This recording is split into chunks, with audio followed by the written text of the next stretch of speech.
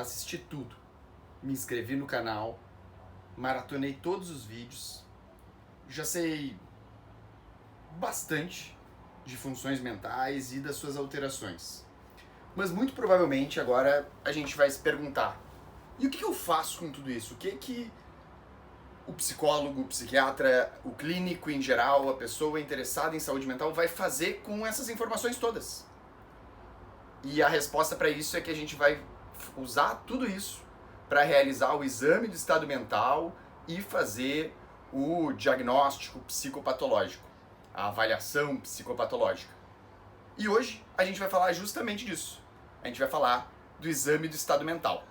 Então, nesse epílogo da nossa série Saco Plinca PJ, hoje falaremos do exame do estado mental. Eu sou o Breno, psicólogo, professor de psicologia e também pesquisador. E essa é a série Saco Plinca PJ. Saco Plinca PJ, uma série didática sobre as funções mentais, o exame do estado mental e as principais alterações em psicopatologia. Uma série em episódios curtos, mesmo que sobre algo importante, sempre diretos e com direito a spin-offs. O tema da nossa aula de hoje é o exame do estado mental. Mas para falar do exame do estado mental, é impossível a gente não refrescar um pouquinho alguns conceitos sobre a avaliação psicopatológica. Em última análise, a avaliação psicopatológica é uma avaliação do histórico de sintomas, de alterações das funções mentais ao longo da história de um sujeito, de uma pessoa, e também o levantamento dos impactos que essas alterações vão ter na vida dela. Para assim a gente fazer o que depois, num futuro, a gente também vai ver é a formulação do caso dentro de uma abordagem psicopatológica. Então, a avaliação psicopatológica, de acordo aí com alguns autores, como o Paulo Dalgalarrondo, também vai numa linha semelhante a que o Cordioli vai adotar, para quem está mais aí com a referência, é composta de anamnese, que é uma entrevista com uma história, pegar as informações, descrições, informações gerais da pessoa, e também do exame do estado mental. E aqui está o foco da nossa aula de hoje, o exame do estado mental. Então, vamos lá, começando com o exame do estado mental. Quando a gente fala estado mental, obviamente a gente já vai referir a funções psíquicas, mas eu convido vocês a, em vez de pensar em exame do estado mental, antes a gente pensar em exame. O que é um exame? Tá? Exame é uma análise detalhada. A gente pode fazer um exame na escola, no colégio, na faculdade, para tirar a carteira, a gente tem que fazer um exame, que é uma análise detalhada dos nossos conhecimentos nessas áreas. Ou uma prova oral, uma banca, é um exame de qualificação, de defesa de tese, de dissertação, de monografia. O exame também quando a gente pensa lá em amostra de sangue, o exame no caso vai ser um exame laboratorial, um exame de sangue, é uma análise detalhada que vai procurar um tipo de anticorpo, de vírus, de bactéria ou algo do gênero.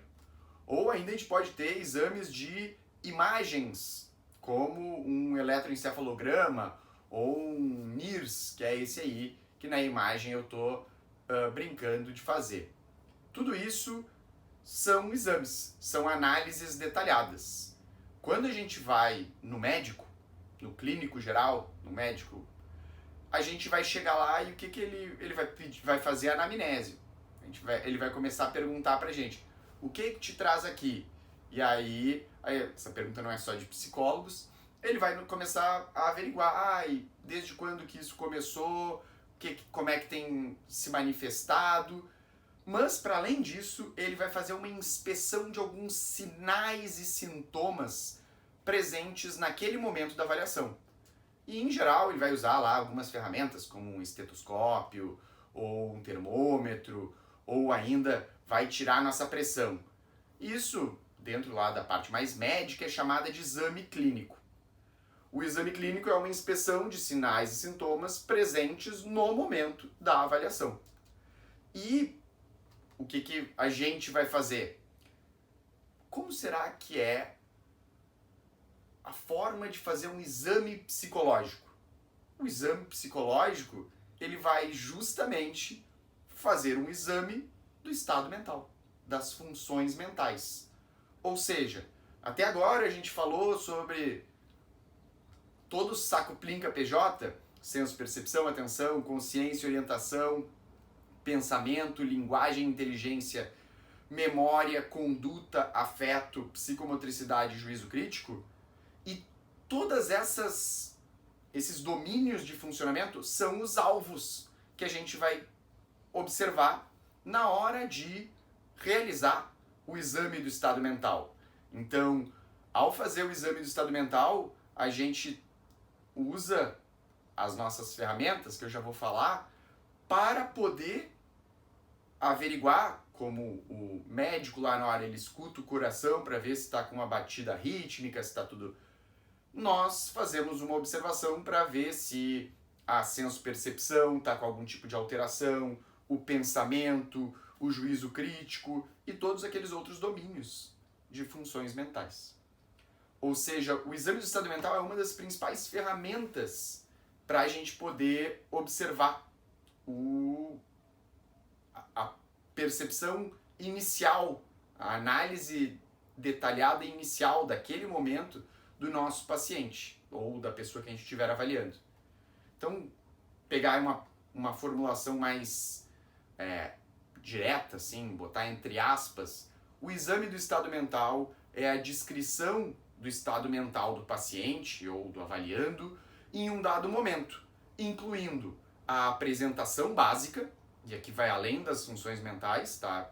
Que é, enfim, uma descrição mínima do paciente, mesmo que, ou do avaliando, no caso, mesmo que depois a gente vá contextualizar. Então vai ter nome, idade, sexo, gênero, escolaridade e qualquer outra informação direta, curta, não é para contar a história, não é para formular ainda o caso, para fazer a anamnese, mas para dar informações que podem talvez justificar aquelas alterações todas que a gente está observando. Então, chegou, eu vou botar lá, apresentação básica, o nome fulano, idade X anos e tal, escolaridade, vou botar, chegou na emergência, trazido pela ambulância, provável uso de substâncias, porque talvez vai poder indicar que várias das possíveis alterações das funções mentais que ser presentes eu vou nomear, foram induzidas, foram causadas diretamente pelas substâncias.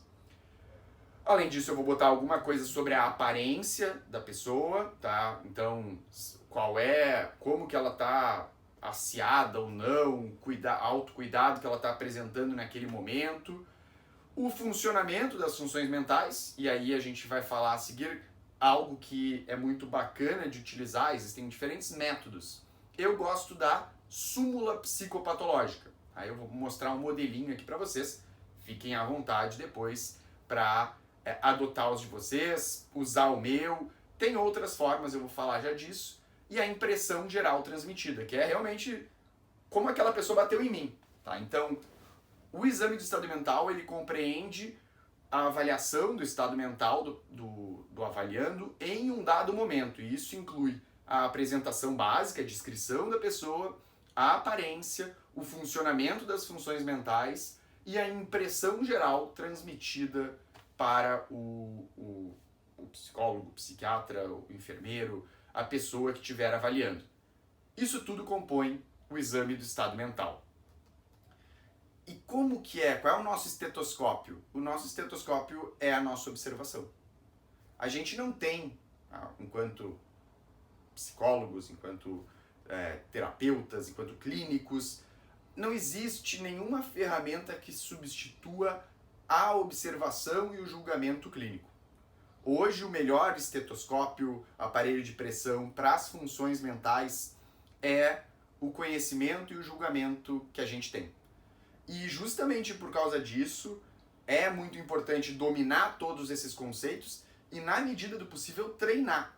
O treino ele é fundamental para a gente poder diferenciar o que é, de fato, uma inquietação de uma agitação psicomotora. O treino é importante para a gente poder diferenciar qual é o limiar entre uma ideia delirante e um delírio. E esses ajustes finos, o conceito ele é importante, mas também, na medida que for viável, o treino, a observação, ela vai ajudar a fortificar tudo isso. E bom, a gente, quando estiver lá avaliando a pessoa, como que a gente vai observar? Em geral, a gente usa as perguntas semelhantes como as que um clínico vai fazer. E aí a gente se sente super... Eu que sou formado em psicologia, me lembro que desde o começo sempre me senti super psicólogo, mas até hoje ainda uso a mesma expressão. Então, o que te traz aqui? No que eu posso te ajudar? E aí a pessoa vai começar a falar. Já no começo a gente vai ter alguns indicativos sobre a linguagem, sobre a conduta, dependendo vai ter já alguma coisa que vai aparecer sobre o pensamento, e aí a gente vai perguntar desde quando que tudo aquilo começou, o que a pessoa faz. Só nessas perguntas iniciais já é possível a gente tirar algumas ideias do exame do estado mental. E, claro, a gente vai fazer lá, me diz qual é o teu nome, quantos anos tu tem, né?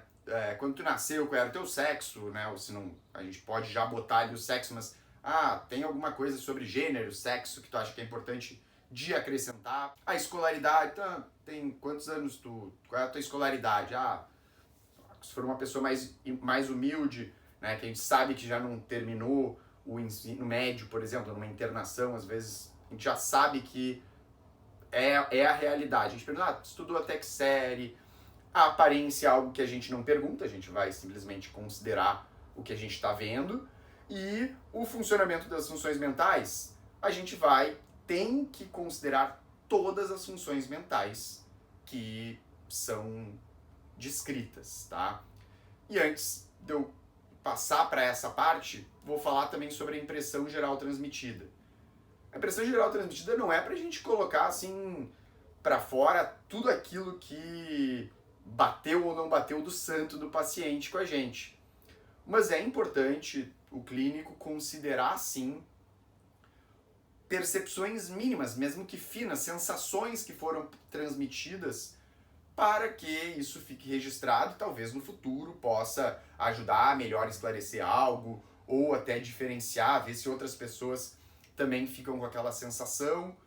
E é um espaço um pouco mais subjetivo, tá? Não, no meu caso, eu não costumo detalhar ali tantas coisas, eu costumo só dar correu tudo bem, foi mais cansativo, precisei me esforçar um pouco mais, porque nem tudo saía automaticamente, não sei se foi totalmente sincero, não é algo que eu avaliei, mas eu posso perceber e aí eu vou registrar. Mas sobre as funções mentais, a gente vai ter que passar por todas elas. E muita gente vai usar em forma de texto, tá? Vai botar lá todas as funções e aí varia muito, mas existem algumas regras. Em geral, a gente coloca primeiro aquilo que está alterado. Então, se eu avalio alguém que apresenta alucinações, eu vou começar com a senso-percepção lá botando apresenta alucinações. Ou se não apresenta nada da senso-percepção, nem da atenção, nem da consciência, mas apresenta da orientação. Aí eu vou começar desorientado, alto ou alo psiquicamente, e orientado, né, se não for dos dois. E nessa linha, teria que botar primeiro tudo que está alterado e depois tudo que não está alterado, passando por todas as funções. Essa é uma estratégia. E aí vai variar muito do lugar onde a gente está trabalhando, ou se a gente é mais autônomo, da nossa própria abordagem. Muitos supervisores, e aí quem faz, por exemplo, estágio comigo, supervisão comigo, vai conhecer que eu prefiro, para adotar um método mais simples, que fica mais visível, eu gosto de usar o que a gente chama de súmula psicopatológica. A súmula psicopatológica é nada mais do que uma tabelinha que a gente vai incluir lá a senso-percepção, aí a pessoa vai poder botar se tem alterações da forma como o avaliando está sentindo os estímulos físicos, né, ali como ele está, os estímulos dos sentidos deles estão sendo percebidos, se ele não está com alucinações ou ilusões, algum tipo de parestesia. Na atenção, a gente vai colocar o nível atencional, aí considerando principalmente tenacidade e vigilância. Na consciência, se a pessoa está desperta, está lúcida, não está sonolenta. Na orientação, se está orientado. No pensamento, se o pensamento, tanto enquanto curso, ele está com um curso que está apresentando um ritmo adequado, uma linearidade entre os pensamentos, se os conteúdos não estão inapropriados, né? Também vou botar lá na linguagem, como que a linguagem está se formando, se a pessoa está conseguindo desenvolver de uma forma inteligível aí, ideias em forma de discurso. Na memória, se está conseguindo apresentar elementos mnemônicos adequadamente, está conseguindo lembrar ou está se queixando muito. Conduta é muito mais na minha percepção. Afeto, aí lembrando, afeto tem tanto a parte do humor quanto a parte do afeto. E eventualmente a gente ainda vai botar coisas dos sentimentos que podem ser importantes, a psicomotricidade e o juízo crítico.